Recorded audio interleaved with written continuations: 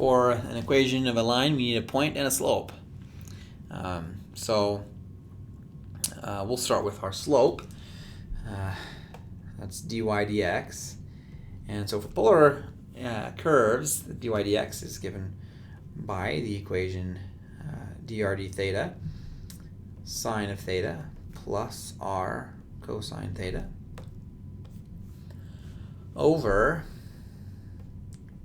dr d theta cosine theta minus r sine theta.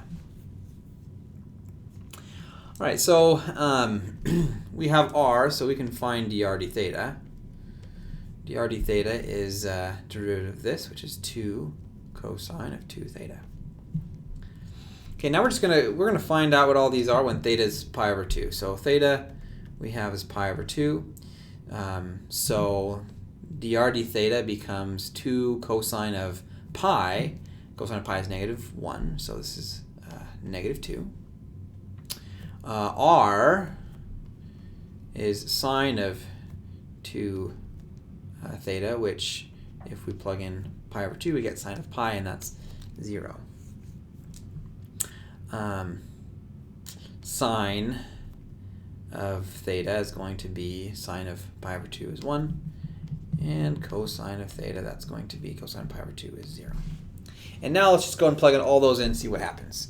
So our slope, dr d theta, was -2.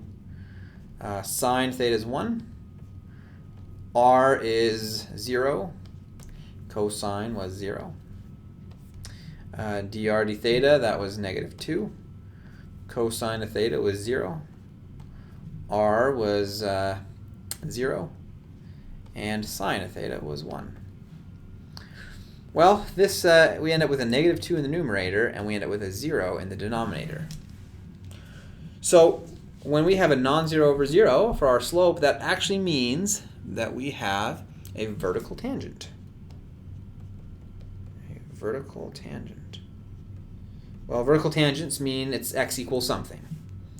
And so we're going to have x equals r cosine theta, of course. And for this point, x is r, which is 0, and cosine theta, which is 0. So x equals 0 is the equation of the tangent line here. And in fact, if we'd like to look at this curve, let me pull this calculator on. So r equals sine of 2 theta. Let's go to polar equations and type that in. R equals sine of 2 theta. We look at the graph. We'll have to zoom in there.